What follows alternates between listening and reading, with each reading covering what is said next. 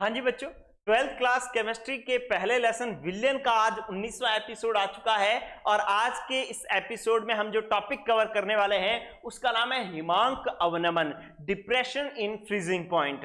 बच्चों, ये हमारा तीसरा अणुसंख्य गुणधर्म है। पहला था अपेक्षिक वाष्पदाब अवनमन, फिर था क्वथनांक उन्नयन और तीसरा है हिमांक अवनमन। तो इस टॉपिक को हम इस प्रकार से कवर करेंगे। हिमांक पढ़ेंगे, फिर पढ़ेंगे हिमांक अवनमन क्या होता है, फिर पढ़ेंगे कि डेल्टा टी एफ के एफ इंटू एम कैसे होता है, और इसमें जो के एफ है वो उसकी परिभाषा क्या होगी और उसकी इकाई क्या होगी, और इस फॉर्मूले पर बेस्ड न्यूमेरिकल कैसे होंगे और इसका ग्राफ कैसे बनेगा। तो टोटली एनसीईआरटी को कवर करते हुए जो है ये पूरा टॉपिक हम पढ़ने वाले हैं। तो शुरू करें। चलिए बच्चों, अपने शुरू करते हैं सबसे पहले कि हिमांक क्या होता है। परिभाषा लिख रखी है, देखना मत, एक बार सुनो। हिमांक आपने छोटी क्लास में 6th क्लास में पढ़ा था कि वह ताप जिस पर कोई द्रव ठोस में बदलता है। जिस ताप पर कोई द्रव जो है वो ठोस में बदलता है तो वह उसका हिमांक कहलाता है। जैसे पानी है, पानी 0 डिग्री सेंटीग्रेड पर बर्फ में बदल जाता है तो 0 डिग्री सेंटीग्रेड ताप इसका क्या हो गया, हिमांक हो गया, है ना। लेकिन अब जो है ना, क्योंकि आप बड़े हो चुके हो, अब वैसी परिभाषा थोड़ी चलेगी, अब परिभाषा जो है थोड़ी बड़ी चलेगी। आप बड़े तो परिभाषा बड़ी। देखो किस प्रकार से कि मान लो अब मैं स्टैंडर्ड की परिभाषा सिखाने जा रहा हूं, आपके लेवल की सीख लो। देखो क्या था कि ये मेरे पास एक कोई पदार्थ पड़ा था ए, और ये ठोस अवस्था में है। कौन सी अवस्था में पड़ा है, ठोस अवस्था में।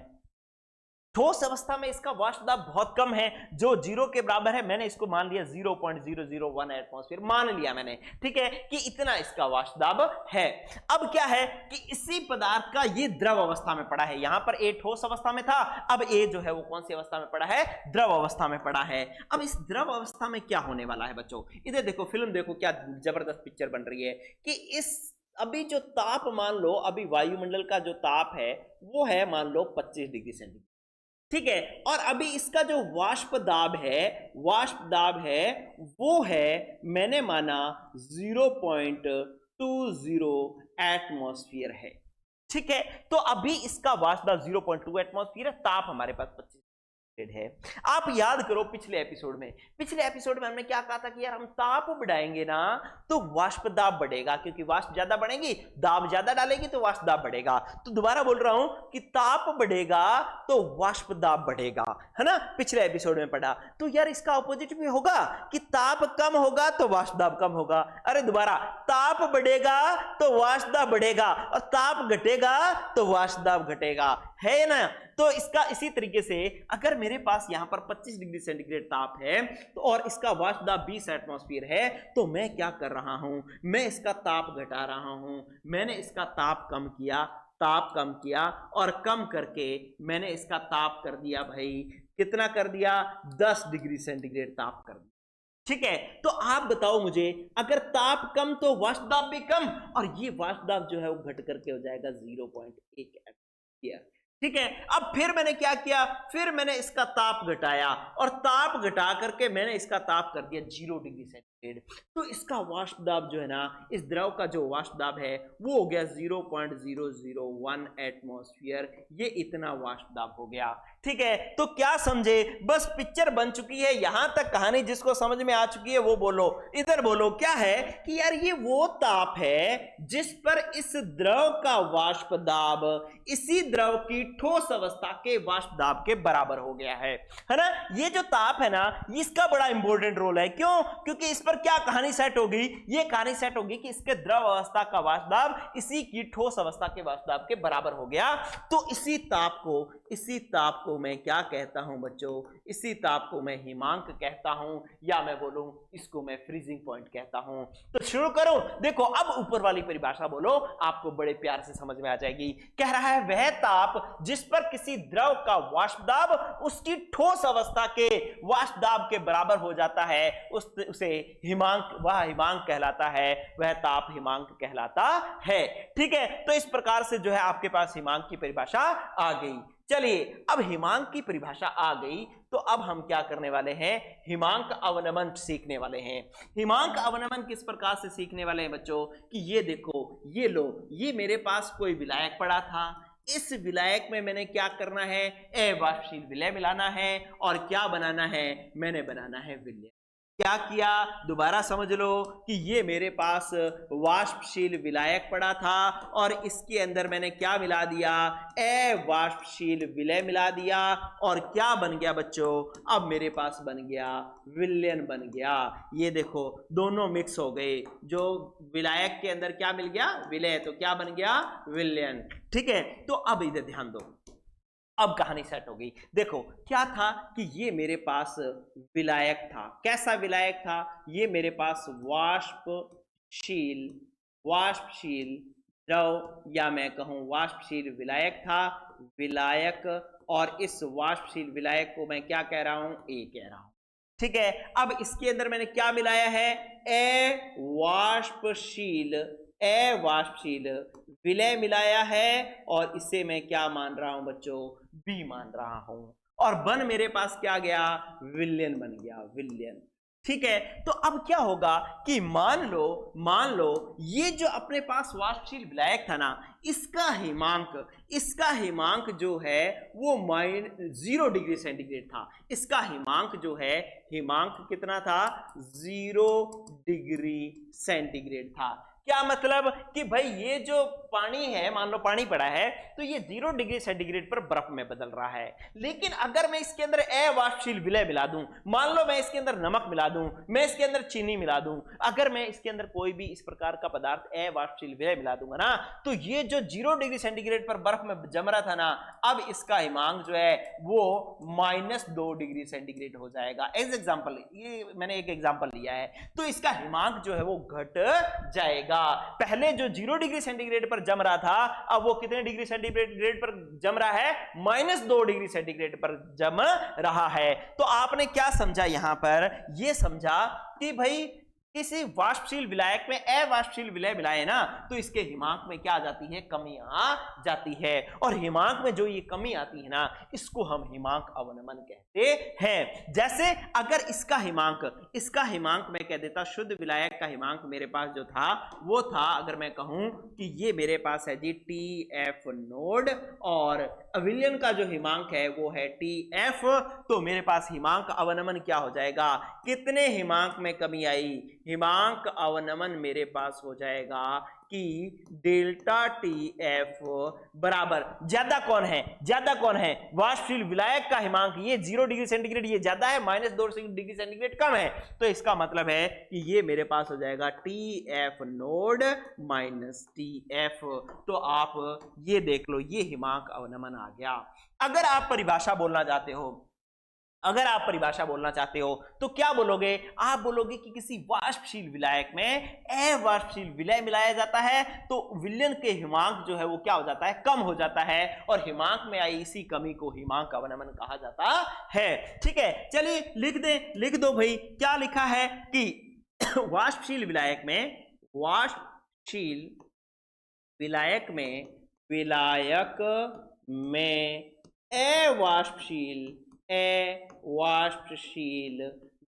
मिलाने पर क्या हो जाता है, विलयन का हिमांक जो है वो क्या हो जाता है, विलायक से कम हो जाता है। ठीक है, और हिमांक में आई इसी कमी को क्या कहते हैं, हिमांक अवनमन कहते हैं, बस बच्चों, तो इस प्रकार से ये आपके पास हिमांक अवनमन की आ गई। कोई बच्चा कहे कि सर इस बात को अपने ग्राफ से कैसे समझें, तो चलिए भाई इसी बात को हम ग्राफ से समझने वाले हैं। ग्राफ से कैसे समझने वाले हैं कि भाई ये देखिए, ये मैंने एक ग्राफ बनाना है, ये लो इस तरीके से, और इसका मैंने कलर रख दिया। अब इसी का मैं ग्राफ बना रहा हूं, इधर ध्यान, चलिए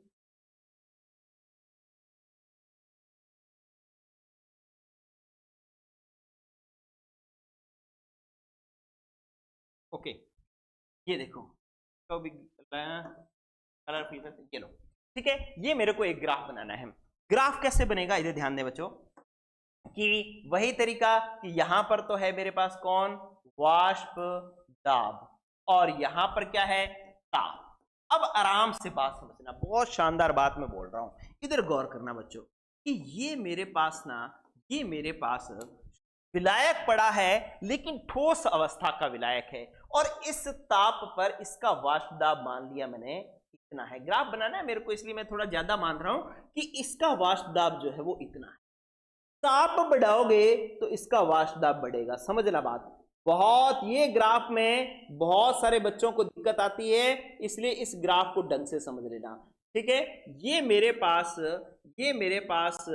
कि विलायक है, और कौन सी अवस्था में, ठोस अवस्था में है, और इसका ताप यहां पर, इस ताप पर वाष्प दाब इतना था, ताप बढ़ाया तो इसका वाष्प दाब बढ़ गया। ये इस तरीके की कहानी है। तो यहां पर मैं ये मान रहा हूं कि ये देखिए, इस ताप पर इसका वाष्प दाब इतना है, और इस ताप पर इसका वाष्प दाब इतना, ठीक है। लेकिन अगर मैं इसको ऐसे एक बार साफ करता हूं, एक बार अंडू कैसे होगा, अंडू करो करो करो करो करो करो, एक बार दोबारा देखो, ये मैं थोड़ा सही बनाता हूं। इधर देखो कि ये इस ताप पर इसका वाष्प दाब इतना है, और इसको गर्म करेंगे तो इसका वाष्प दाब आ जाएगा इतना, ठीक है। अब क्या किया बच्चों कि ये अपने पास ये है विलायक, और कौन सी अवस्था में है, विलायक है, और ये कौन सी अवस्था में बच्चों, ये है हमारे पास ठोस अवस्था में। ये विलायक पड़ा है और ये ठोस अवस्था में, ये ठोस अवस्था में इसका वाष्प दाब है। इससे ज्यादा ताप हम नहीं करेंगे, इससे ज्यादा ताप करेंगे तो इसकी कौन सी अवस्था आ जाएगी, द्रव अवस्था आ जाएगी।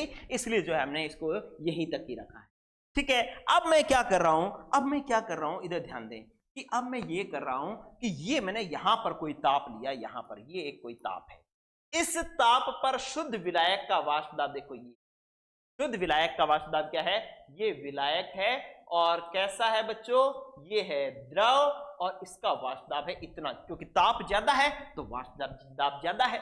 लेकिन अगर मैं इसका ताप कम करूं तो इसका वाष्प दाब कम होगा कि नहीं होगा, बोलो। अगर मैं इस विलायक का ताप कम करूं तो इसका वाष्प दाब कम होगा, और वाष्प दाब कम होते होते ये देखो वाष्प दाब कम हुआ हुआ हुआ हुआ हुआ हुआ हुआ हुआ, ये देखो ये पॉइंट पर इस पर आ चिपका। इसका क्या मतलब हुआ, इसका मतलब ये हुआ है बच्चों कि यार ये जो ताप है ना, ये जो ताप है, ये वो ताप है जिस पर इस विलायक का वाष्प दाब इसी विलायक की ठोस अवस्था के वाष्प दाब के बराबर हो गया। बोलो हाँ या ना, ठीक है, ऐसा ही हुआ है ना। तो इसके इस ताप को मैं इसका क्या कहूंगा, इसका मैं हिमांक कहूंगा, और जिसको मैं TF से प्रदर्शित करूंगा, और शुद्ध विलायक का है तो मैं इस पर लगाऊंगा TF के ऊपर क्या लगा दूंगा, नोड। तो इस प्रकार से ये शुद्ध विलायक का वाष्प दाब हो गया, ठीक है बच्चों। अब मैं इसके बाद दूसरी बात क्या कर रहा हूं, इसी ताप पर मैं क्या कर रहा हूं कि विलयन का वाष्प दाब लेना चाहता हूं। इस ताप पर, जिस ताप पर मैंने विलायक का वाष्प दाब दिया ना, इसी ताप पर मैं क्या करना चाहता हूं, विलयन का वाष्प दाब लेना चाहता हूं। कोई बताए मुझे कि अगर मुझे विलयन का वाष्प दाब लेना है तो ये विलायक से ऊपर लेके जाऊं कि नीचे। यस, विलायक से विलयन का वाष्प दाब ज्यादा होगा कि कम होगा। बहुत बार बात कर ली कि विलायक से विलयन का वाष्प दाब कम होगा, कारण वाष्प दाब अवनमन। तो अगर वाष्प दाब कम होगा तो इसलिए मैं इसको क्या करूं, इससे नीचे बनाता हूं। ये लो मैंने इसको नीचे बनाया। ये क्या है बच्चों, ये है मेरे पास विलयन, ठीक है, और विलयन का वाष्प दाब विलायक से मैंने क्या बनाया है, कम बनाया है, ठीक है। लेकिन अगर मैं इसका भी ताप कम करूंगा तो इसका भी वाष्प दाब कम होगा, ताप कम करूंगा तो इसका भी वाष्प दाब क्या होगा, कम होगा। कम हुआ हुआ हुआ हुआ हुआ हुआ हुआ इस टेम्परेचर पर क्या हुआ कि एक कहानी बन गई। क्या कहानी बन गई कि इस ताप पर इस विलयन का जो वाष्प दाब था इसकी इस ठोस अवस्था के वाष्प दाब के क्या हो गया है, बराबर हो गया है। तो अब ये जो ताप है ना, ये जो ताप है वो किसका ताप है, वो इस हिमांक, ये जो ताप है वो इसकी ठोस अवस्था के वाष्प दाब के बराबर हो गया। तो इस ताप को मैं विलयन का हिमांक कहूंगा। किसका हिमांक कहूंगा, विलयन का हिमांक कहूंगा, ठीक है। तो आप देखें कि विलायक का हिमांक ये पड़ा, विलयन का हिमांक ये पड़ा, तो दोनों में जो अंतर है, कितने का अंतर आया, ये जो दोनों में अंतर आया है उसी अंतर को मैं कहता हूं डेल्टा TF, हिमांक अवनमन कहता हूं। ठीक है, इस ग्राफ को समझने में थोड़ा सा एनर्जी या थोड़ा सा जोर ज्यादा लगेगा। एक बार मैं दोबारा बोलता हूं, क्या हुआ बच्चों कि ये जो था यहां वाष्प दाब है, यहां ताप है। अब क्या था कि ये मेरे पास कोई विलायक पड़ा था जिसका ठोस अवस्था में ये इसका वाष्प दाब था।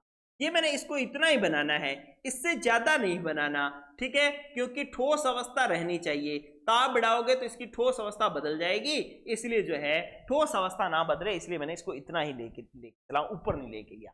एक बात क्लियर करो। ठीक है, अब ये इसका ठोस अवस्था का वाष्प दाब था, यहां कम था, ताप बढ़ाया, ये ज्यादा हो गया, बस इतनी बात।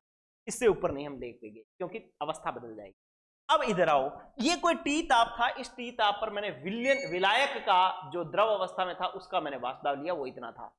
मैंने इसका ताप कम किया, कम करते करते करते एक पॉइंट ऐसा आया जब इस विलायक का द्रव अवस्था का वाष्प दाब इसकी ठोस अवस्था के वाष्प दाब के बराबर हो गया। याद करो, वह ताप जिस पर किसी द्रव का वाष्प दाब उसकी ठोस अवस्था के वाष्प दाब के बराबर हो जाता है उसको हम उसका हिमांक कहते हैं। तो ये मैंने नोट कर लिया, क्या हिमांक है, ये है टीएफ नोड है। ठीक है, अब इधर आ जाओ कि इसी ताप पर मैं अगर विलयन का हिमांक लेना चाहूं, विलयन का, तो विलायक से विलयन का हिमांक नीचे लूंगा। ठीक है, सॉरी, जो वाष्प दाब है वो उनमें नीचे लूंगा। क्यों? क्योंकि वाष्प दाब अवनमन के कारण विलायक से विलयन का वाष्प दाब कम होता है, तो वाष्प दाब कम था तो इसलिए मैंने इसको नीचे बनाया। लेकिन ताप कम किया तो इसका भी वाष्प दाब कम होगा, कम होते होते होते होते इस पॉइंट पर ये इसका वाष्प दाब भी इसकी ठोस अवस्था के वाष्प दाब के बराबर आ गया।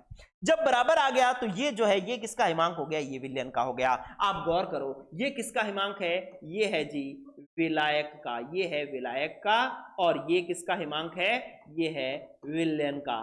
तो ये जो विलायक से विलयन का हिमांक कम हो गया, हिमांक में जो कमी आई डेल्टा टी है, उसी को हमने क्या कह दिया, हिमांक अवनमन कह दिया। ठीक है, तो अगर मैं यहां पर लिखना भी चाहूं तो इस प्रकार से लिख सकता हूं, इधर गौर करना बच्चों, कि अगर मेरे पास विलायक का हिमांक जो है वो है मेरे पास बच्चों टी एफ नोड, और विलयन का जो हिमांक है, विलयन का हिमांक जो है वो है मेरे पास टी एफ। ठीक है, तो अब मेरे पास हिमांक अवनमन क्या हो जाएगा, अब मेरे पास हिमांक अवनमन जो हो जाएगा, इधर देखें, ये हो जाएगा हिमांक अवनमन। हिमांक अवनमन क्या हो जाएगा, डेल्टा टी एफ बराबर। अब देखो, दोनों में से विलायक का हिमांक ज्यादा है कि विलयन का, अरे विलायक का ज्यादा है, विलयन का कम हो जाता है, जो कमी होती है उसी को हम हिमांक अवनमन कहते हैं। तो इसलिए विलायक का हिमांक ज्यादा है, माइनस कर दो विलयन का हिमांक, तो इस प्रकार से हमारे पास हिमांक अवनमन आ जाता है। ठीक है, इसका एक क्वेश्चन आता होता है, सिंपल सा क्वेश्चन है कि अगर पानी में नमक मिला दो तो वो देरी से जमता है, क्यों? तो देरी से इसलिए जमेगा क्योंकि हिमांक घट जाएगा, जो 0 डिग्री सेंटीग्रेड पर जम रहा था वो -2 पर जम रहा है, तो हमें ज्यादा टाइम लगेगा। ठीक है, तो इसलिए आप आंसर लिखोगे हिमांक अवनमन के कारण।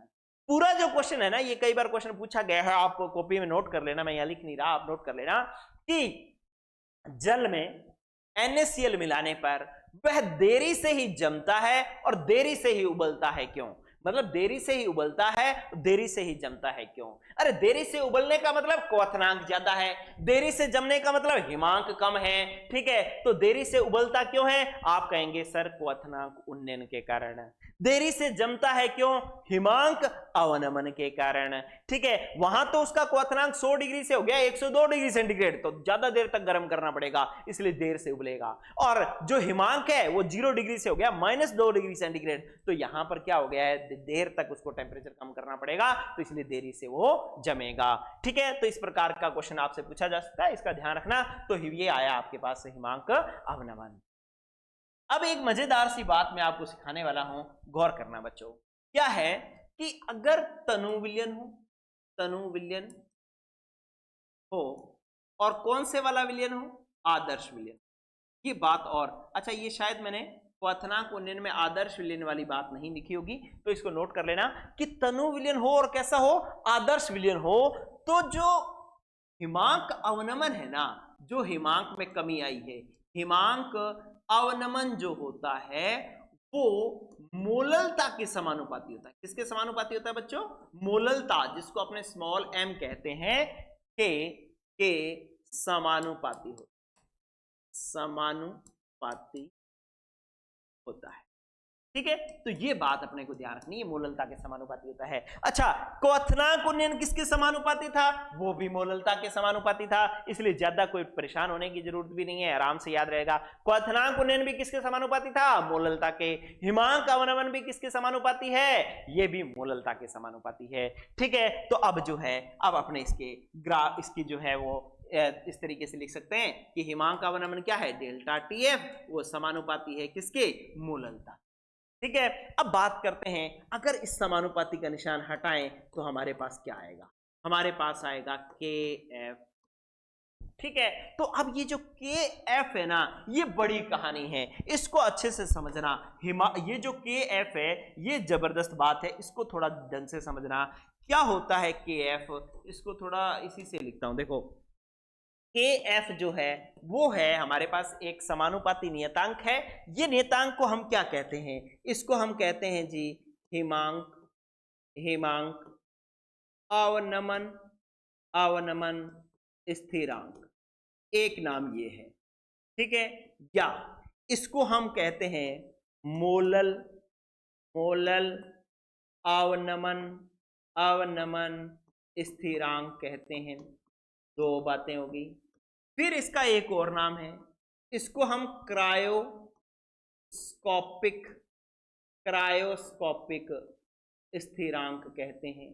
तो आपके पास परिभाषाएं इससे रिलेटेड जो है वो आपसे परिभाषा पूछी जा सकती है। क्या परिभाषा पूछी जाएगी? बोलो, आप इस नाम को देख करके समझ पा रहे हैं कि यार इंपॉर्टेंट तो लग रहा है, पेपर से पूछी तो जा सकती है बात। क्या इंपॉर्टेंट लग रहा है? कि मोलल अवनमन स्थिरांक को परिभाषित कीजिए, या ऐसे लिखा जा सकता है क्रायोस्कोपिक स्थिरांक को परिभाषित कीजिए, क्रायोस्कोपिक स्थिरांक को परिभाषित कीजिए। तो ये वाला प्रश्न हमारे पास आ सकता है। इसकी इकाई लिखिए, ये भी आ सकता है। ये किस पर निर्भर करता है? ये भी आ सकता है। तो ध्यान रखना, इसकी कई बातें जो है वो इंपॉर्टेंट बन जाती हैं। तो इसलिए जो है मैं 1 बाय 1 इसको लिखना शुरू करता हूं। देखिए, अब मैं क्या कर रहा हूं, मैं लिख रहा हूं कि भाई जो मोलल अवनमन स्थिरांक की बात हम कर, मोलल अवनमन। ठीक है, तो मोलल अवनमन स्थिरांक की बात किस प्रकार से की जाएगी? इधर ध्यान दें। आपने कहा कि टी एफ समानुपाती, टी एफ बराबर है के एफ और एम। जो के एफ है वो हमारे पास मोलल अवनमन स्थिरांक है, और चूंकि इधर ध्यान दें, चूंकि एम बराबर क्या होता है? मोललता बराबर क्या होता है? मोललता कि आपने पढ़ा है छोटी क्लास में या पिछली बैक क्लास में, पिछले एपिसोड्स में मोललता का एपिसोड जो पढ़ा था, आपने कहा था कि 1 किलोग्राम विलायक में घुले हुए विलय के मोलों की संख्या जो है वो मोललता कहलाती है, 1 किलोग्राम विलायक में। तो ये लो, ये है मेरे पास 1 किलोग्राम विलायक का भार है। ठीक है, और इसमें घुले हुए विलय के मोलों की संख्या ये है जी NB। तो 1 किलोग्राम विलायक में घुले हुए विलय के मोलों की संख्या हमारे पास मोललता कहलाती है। अगर ये किलोग्राम की जगह ग्राम में होता तो आप इसको किलोग्राम में बदलने के लिए 1000 से भाग देते और वो 1000 चला जाता ऊपर। तो इसका मतलब ये है हमारे पास मोललता का फॉर्मूला। अब क्या ये मोललता का फॉर्मूला यहां रखा जा सकता है? आप कहोगे जी सर बिल्कुल रखा जा सकता है, तो रख दीजिए। क्या रखेंगे अपने? हम रखेंगे कि डेल्टा टी एफ बराबर के एफ गुणा में मोललता क्या होगी? मोललता होगी NB गुणा में 1000 बटा में WA, ये विलायक का भार है, और क्या है? ठीक है, अब हम क्या कर सकते हैं बच्चों? अब हम ये कर सकते हैं कि ये तो हमारे पास फॉर्मूला बन गया, लेकिन हमारे को KF चाहिए। KF चाहिए तो हम क्या कहेंगे कि यदि ऐसा हो जाए, क्या हो जाए ऐसा कि यदि कि अवाष्पशील विलय के मोल जो है, अवाष्पशील विलय के मोल, अवाष्पशील विलय के मोल जिसको हम क्या कह रहे हैं NB, ये कितने हो जाए बच्चों? 1। कितना हो? अवाष्पशील विलय के मोल कितने हो? 1। और विलायक का भार कितना हो? और विलायक का भार हो, विलायक का भार जो है वो हमारे पास कितना हो जाए बच्चों? 1000 ग्राम। ठीक है, तो अब हमारे पास फॉर्मूला क्या बन जाएगा? गौर करना। अब हमारे पास फॉर्मूला क्या बन जाएगा, अब फॉर्मूला ये बन जाएगा, इधर ध्यान देना कि ये हो जाएगा डेल्टा टी एफ बराबर के एफ, और आपने अवाष्पशील विलय के मोल कितने मिलाए हैं, आपने मिलाए हैं जी 1, ठीक है, और जो इनटू में क्या है 1000, और बटा में आपने विलायक कितने विलायक में घोला है, 1000 ग्राम विलायक में घोला है। तो अब जो कटता है उसको काट दो, कौन कौन कट रहा है, 1000 से 1000 कट रहा है, और बच क्या रहा है, बच रहा है जी डेल्टा टी एफ बराबर के एफ। ये लो जी बात बन गई, बस ठीक है। तो आपके पास परिभाषा बन गई क्या कि यार अगर अवाष्पशील विलय 1 का 1 मोल हो और विलायक जो है वो 1000 ग्राम हो ना, तो हमारे पास जो क्वथनांक, जो हिमांक में कमी आएगी, जो हिमांक अवनमन होगा वो ही मोलल अवनमन स्थिरांक होगा। अरे डेल्टा टीएफ क्या है, हिमांक अवनमन, और केएफ क्या है, मोलल अवनमन स्थिरांक। ये दोनों एक ही हो गए कब, जब अवाष्पशील विलय के 1 मोल हो और विलायक का भार 1000 ग्राम हो। ठीक है, तो मैं परिभाषा लिखना चाहता हूं, इधर गौर करो, मैं ये लिखना चाहता हूं कि 1000 ग्राम विलायक में, 1000 ग्राम विलायक में 1 मोल अवाष्पशील विलय मिलाने पर हुए हिमांक अवनमन को ही मोलल अवनमन स्थिरांक कहा जाता है, मोलल अवनमन स्थिरांक कहा जाता है।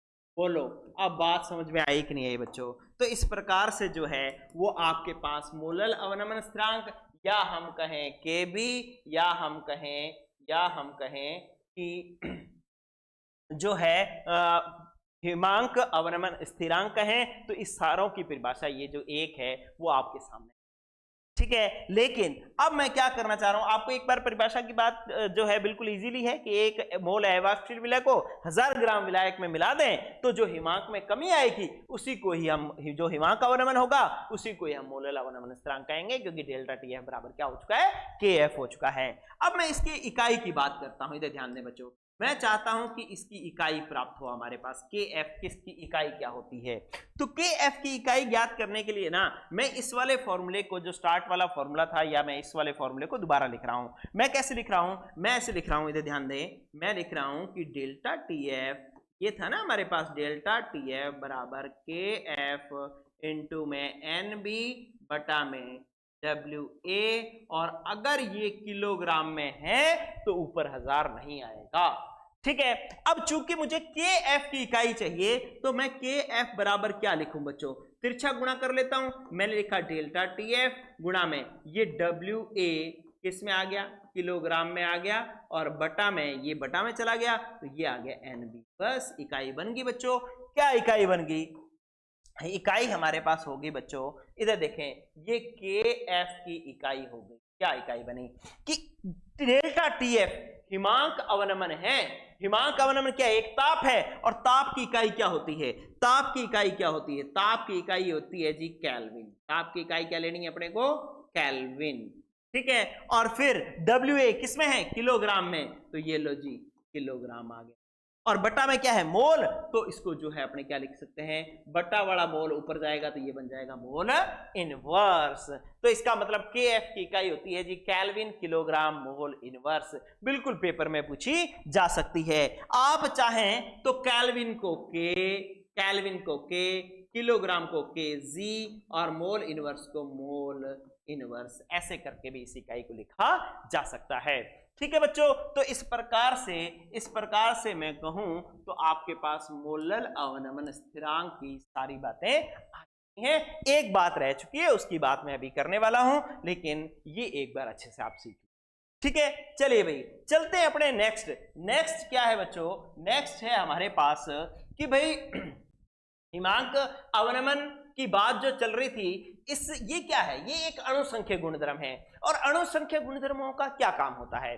अणुसंख्यक गुणधर्मों का काम होता है कि हम इससे विलय का मोलर द्रव्यमान निकालते हैं, विलय का मोलर द्रव्यमान निकालते हैं। चाहे आपेक्षिक वाष्पदाब अवनमन हो, चाहे क्वथनांक उन्नयन हो, चाहे हिमांक अवनमन हो, इसके सारों से ही हम लास्ट में क्या निकालते हैं बच्चों? हम निकालते हैं मोलर, विलय का मोलर द्रव्यमान। तो चलिए जी इससे भी निकालते हैं। क्या करेंगे? विलय का मोलर द्रव्यमान, हेडिंग डालो। क्या हमने निकालना है? हमने निकालना है सर विलय का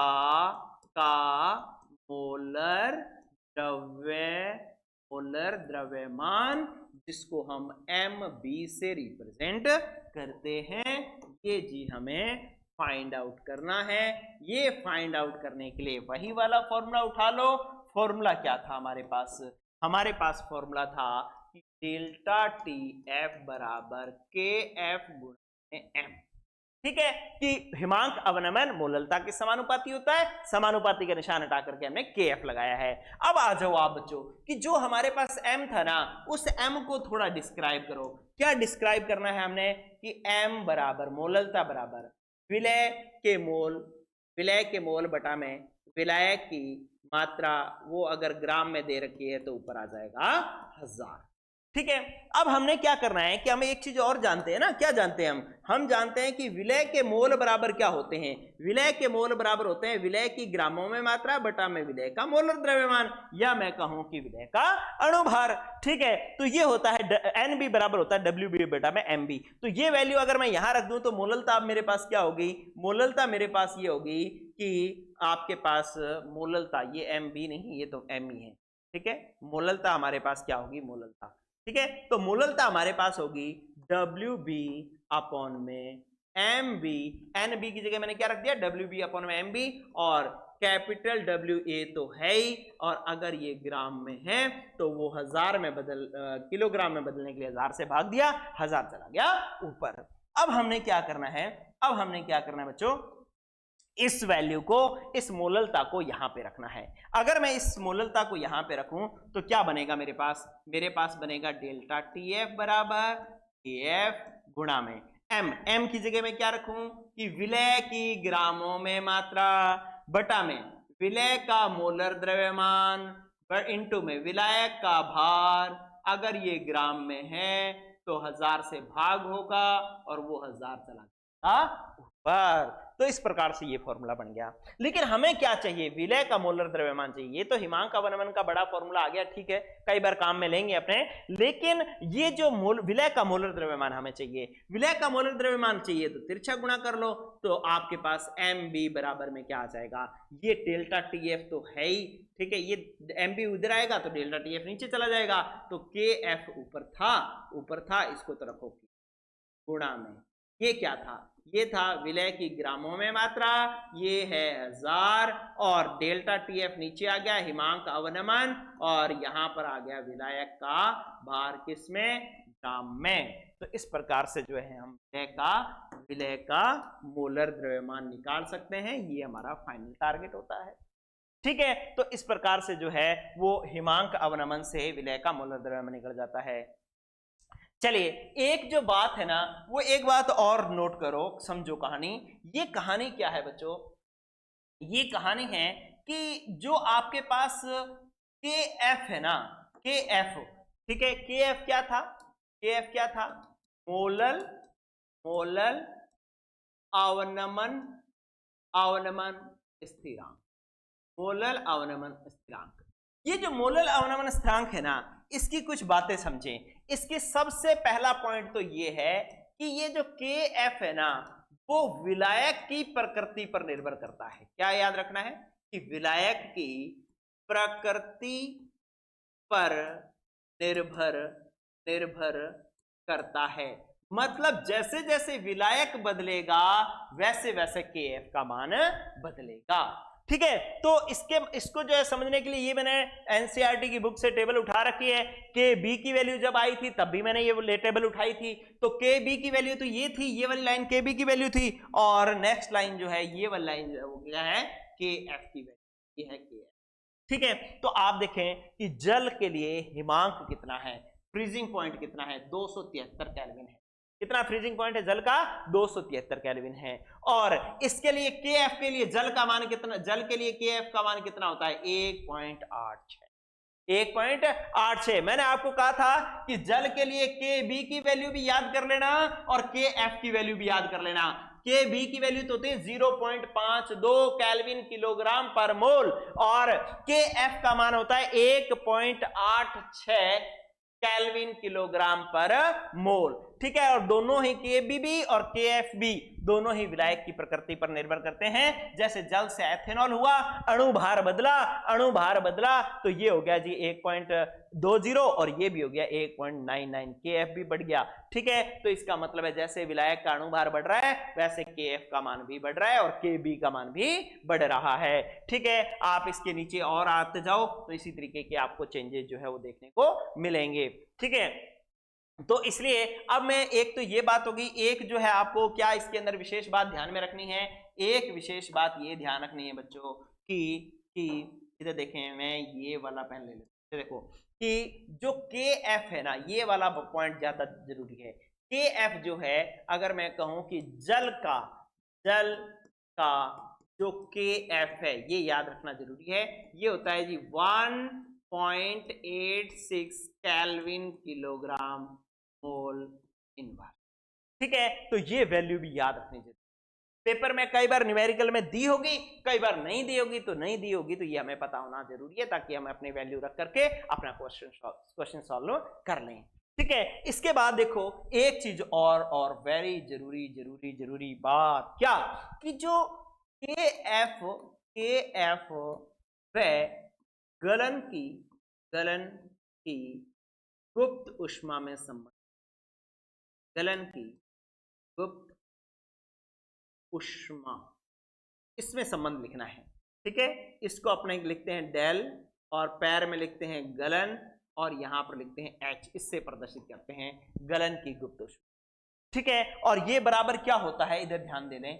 ये वाला फॉर्मूला जो है वो आपको ध्यान होना चाहिए, NCERT बुक में दे रखा है, डायरेक्ट दे रखा है, तो डायरेक्ट याद रखना है। KF बराबर होता है R और गुणा में, ये आपको पता है विलायक के मोलर द्रव्यमान पर प्रकृति पर निर्भर कर रहा है, तो मैं इसको लिख रहा हूं विलायक का मोलर द्रव्यमान Ma और गुणा में TB की स्क्वायर। अच्छा, TB क्या है?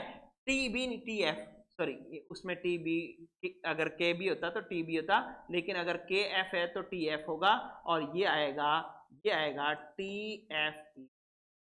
मतलब फ्रीजिंग पॉइंट जो है, हिमांक का मान जो है उसका आपने वर्ग करना है और बटा में क्या लिखना है? बटा में लिखना है 1000 और गुणा में लिखना है डेल्टा और ये लिखना है गलन और ये लिखना है। ठीक है, तो इस प्रकार से जो है वो आप KF की वैल्यू जो है KF वो फाइंड आउट कर सकते हैं। यहाँ पे R क्या है? R है हमारे पास गैस नियतांक। R बराबर क्या है? R है गैस नियतांक और इस गैस नियतांक का मान कितना रखना होता है? 8.314 रखते हैं अपने।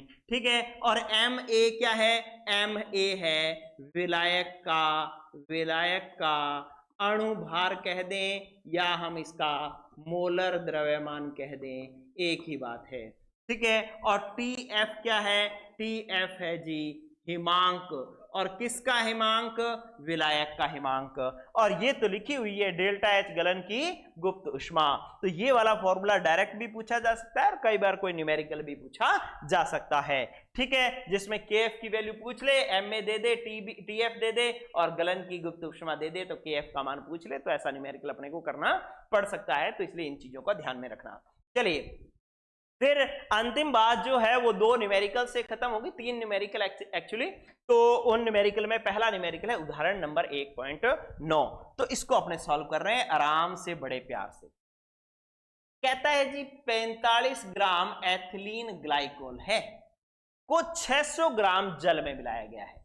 विलायक हो गया 600 ग्राम, विलय हो गया 45 ग्राम और विलय है कौन सा? Ethylene glycol. अब विलयन के पहले तो हिमांक अवनमन को ज्ञात करो और फिर हिमांक की गणना करो। पहले एक हिमांक अवनमन निकालना है, फिर हिमांक की गणना करनी है। तो मैं तो आपको सिंपल सी कहानी बताता हूं। आपके क्या करना है, आपने करना है कि सबसे पहले जो निकालना है उसका फॉर्मूला निकाल। आपको वो कह रहा है हिमांक अवनमन ज्ञात करो, तो मैंने क्या किया, मैंने अभी क्वेश्चन को तो मैंने ढंग से पढ़ा ही नहीं, पहले मैंने क्वेश्चन के अंदर ये देख लिया कि ज्ञात किसको करना है, हिमांक अवनमन को ज्ञात करना है। तो मैंने लिख दिया डेल्टा टी एफ, और डेल्टा टी एफ बराबर क्या होता है, डेल्टा टी एफ बराबर होता है के एफ गुणा में क्या होता है भाई, डब्ल्यू बी बटा में एम बी इंटू में डब्ल्यू ए, और अगर ये ग्राम में है तो ऊपर आएगा। ठीक है, तो ये आपके पास है बच्चों, क्या है ये है आपके पास हिमांक अवनमन का फॉर्मूला, हिमांक अवनमन का फॉर्मूला है। तो अब इसमें इस फॉर्मूले के लिए जो जो चाहिए वो न्यूमेरिकल में देखते जाओ और वो लेते रहो। ठीक है, सबसे पहले अपने को चाहिए के एफ। तो यहां पर क्या क्वेश्चन में के एफ का मान दे रखा है, लेकिन ये घोला किसमें गया, जल में। ठीक है, तो अब मैंने कहा था ना कि के एफ का मान आपको याद कर लेना है, हो सकता है दिया हो और हो सकता है ना दिया हो। तो आपको पता है जल के लिए, ठीक है, जल के लिए के एफ जो है वो कितना होगा, मैं यहां पर लिखता हूं जल के लिए के एफ बराबर होता है, अभी बताया था, बोलो 1.86 केल्विन किलोग्राम मोल इनवर्स। अच्छा, क्या आपके पास के एफ की इकाई पूछी जा सकती है क्या, बार बार लिख रहा हूं मैं, याद हो जाए ना, केल्विन किलोग्राम पर मोल। ठीक है, और फिर आपको और क्या चाहिए, और मुझे क्या चाहिए, विलय की ग्रामों में मात्रा, तो WB चाहिए, और विलय की ग्रामों में मात्रा कितनी दे दी, 45 ग्राम दे दी, विलय की ग्रामों में मात्रा दे दी। ठीक है, और आपको क्या चाहिए, विलय का अणु भार चाहिए, विलय का अणु भार चाहिए। तो ये जो MB है, विलय का मोलर द्रव्यमान जो है वो क्या आएगा, विलय का जो मोलर द्रव्यमान होता है वो किससे निकलता है, फॉर्मूले से। फॉर्मूला क्या है, फॉर्मूला है C2H6O2। तो सॉल्व करो, कैसे आएगा, कार्बन का 12 दूना 24 प्लस हाइड्रोजन का 1 दूना 6 और 16 दूना मतलब ऑक्सीजन का कितना होता है 16 और कितने हैं 2, तो 16 दूना 32। तो ये टोटल सॉल्व करोगे तो ये कितना आ जाएगा 62, कितना आ जाएगा 62। तो MB की वैल्यू भी आ गई हमारे पास 62। अब अपने को क्या चाहिए, WA मतलब विलायक का भार चाहिए, विलायक का भार। अब विलायक का भार कितना दे रखा है, 600 ग्राम दे रखा है। ठीक है, तो ये 600 ग्राम हो गया। अब अपने को क्या करना है बच्चों, अब अपने को ये सारी वैल्यूज जो है यहां पर पुट कर लेनी है।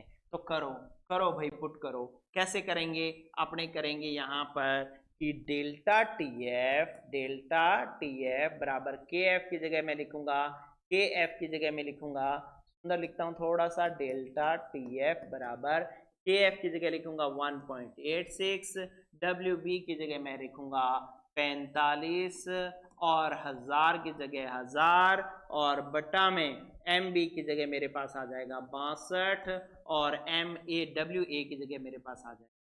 तो ठीक है, तो इस प्रकार से मैं इसको सॉल्व करूंगा। जब मैं ये सॉल्व करूंगा तो ये मेरे पास लगभग आएगा 2.2 केल्विन।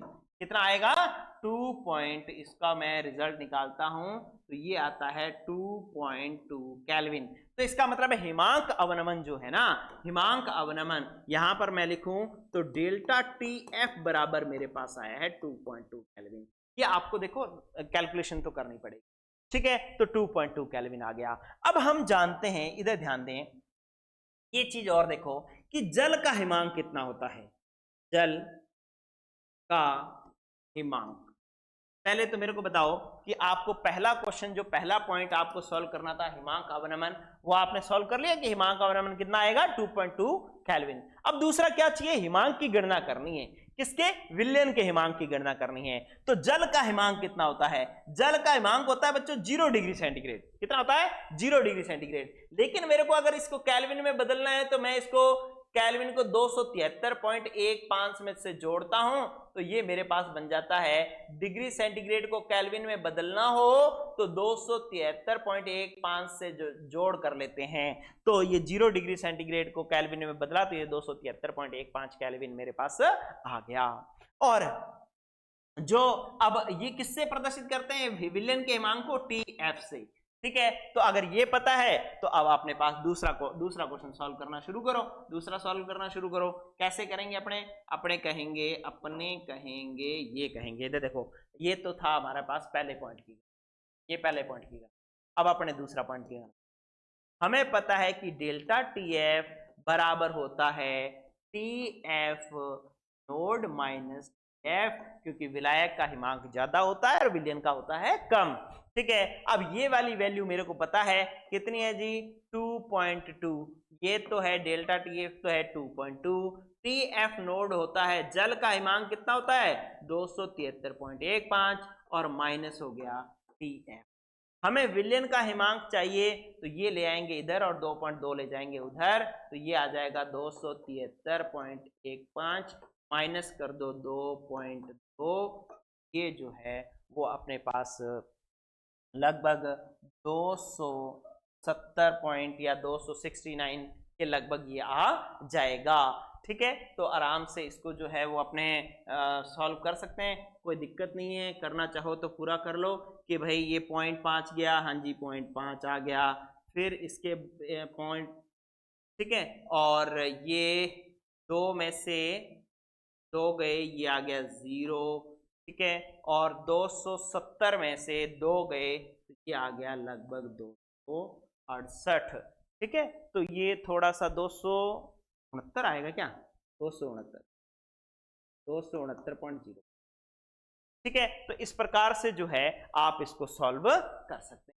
ठीक है बच्चों। तो ये आपके पास आंसर आ जाएगा लगभग 200, इसको लगभग जो है आप क्या मान सकते हो, लगभग हम इसको मान सकते हैं 270 केल्विन, ठीक है। तो ये जो है आपने न्यूमेरिकल कर लिया, बस जो पूछा था वो फॉर्मूला लिखा, अब जो जो चाहिए था वो ढूंढ लिया और उधर मान रखते गए, ठीक है बच्चों। तो इसके बाद एक क्वेश्चन जो है ये उदाहरण नंबर 1.9 मैंने करवा दिया, 1.10 आपने करना है और इसमें मोलर द्रव्यमान निकालना है, तो ये आप मुझे करके देंगे, ठीक है। इसके बाद एक और न्यूमेरिकल है, वो थोड़ा सा और देख लो और फिर जो है आज की क्लास हो जाएगी फिनिश। इधर देखें, पाठ्यनिहित प्रश्न है 1.11, पाठ्यनिहित प्रश्न 1.11 क्या कह रहा है, ये कह रहा है कि एस्कॉर्बिक अम्ल जो विटामिन सी होता है ना, अच्छा मजे की बात है कि यहाँ पर आपको और भी बढ़िया बातें जो है वो सीखने को मिल जाती है जब न्यूमेरिकल आता है।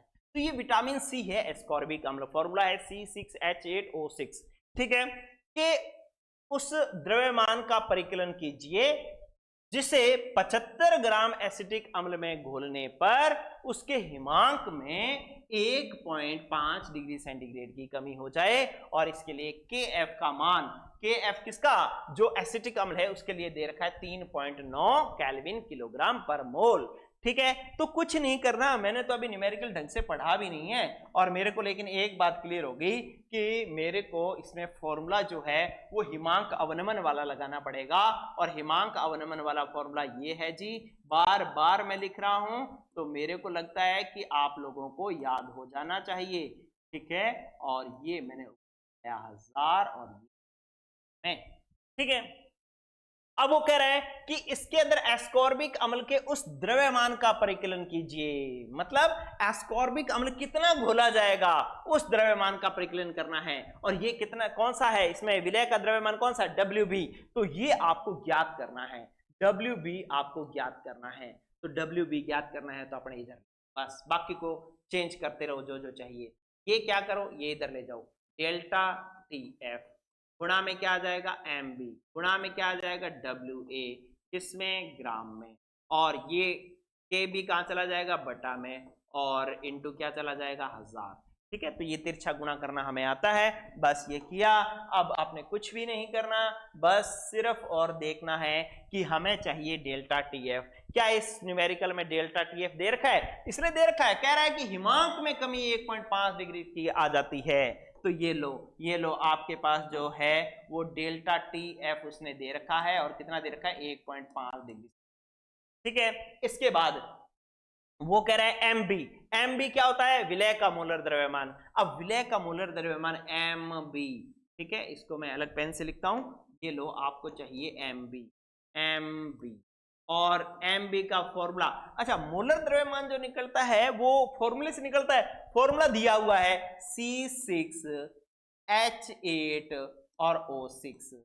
सॉल्व किया, 12 into 6 plus 1 into 8 plus 16 into, ठीक है, तो ये हो जाएगा 12 छिका 72 प्लस 8 और 16 छिका 98, तो ये लगभग हो जाएगा 176। ये कितना आ जाएगा? 176, ठीक है। तो इस प्रकार से आपने मोलर द्रव्यमान भी निकाल लिया, एक आ गया, दो आ गया, तीसरा WA, कैपिटल WA मतलब विलायक का भार। अब विलायक कहता है कि एस्कॉर्बिक अम्ल के उस द्रव्यमान का प्रकीर्णन कीजिए जिसे 75 ग्राम एसिटिक अम्ल में घोलने पर, किसमें घोला गया? एसिटिक अम्ल में। कितने ग्राम में? 75 ग्राम में। तो ये लो जी, WA का मान आ गया 75 ग्राम, ठीक है। तो अब देखो और क्या चाहिए आपको? और चाहिए जी, सॉरी, KF आएगा ना, यहाँ पे आप TF की वैल्यू निकाल रहे हैं तो KF आएगा। ये क्या आएगा? KF, ये KF, ये क्या है? ठीक है, ये तो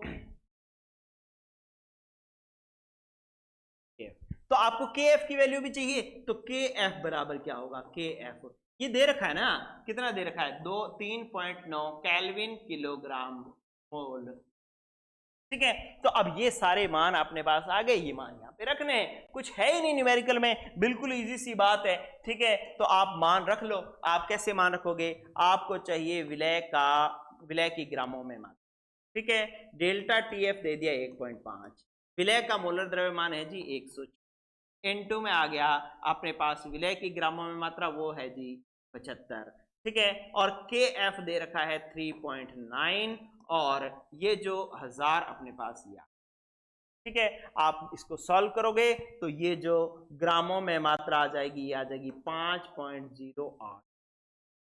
ये लो, इस प्रकार से ये जो है आप सॉल्व करोगे, इसकी गणना करोगे, कैलकुलेशन करोगे, तो ये जो है विलय की आ जाएगी और ये आपका क्वेश्चन होगा सॉल्व, ठीक है बच्चों। तो इस प्रकार से आपने देखा कि अपनों ने पूरी की पूरी एनसीईआरटी को कवर किया है। हिमांक अवनमन, फिर अपनों ने हिमांक अवनमन की मोललता के साथ में संबंध निकाला, फिर आया हमारे पास KF, फिर KF की परिभाषा, KF की इकाई, KF किस पर निर्भर करता है, KF के मान क्या क्या है और KF का गलन की एंथैल्पी के साथ में क्या संबंध है, वो सारा फॉर्मूला वगैरह हमने लिखा, फिर हमने उसके किए न्यूमेरिकल। तो इस प्रकार से आपका पूरा का पूरा एनसीईआरटी को लेकर के ये टॉपिक हुआ कंप्लीट। तो अब जो है चौथे एपिसोड, इसका जो नेक्स्ट एपिसोड है एपिसोड नंबर 20, उसके अंदर एक चौथा अणुसंख्या गुणधर्म पढ़ेंगे, वो है परासरण दाब, और उसके बाद एक एपिसोड और होगा और ये चैप्टर हो जाएगा फिनिश। और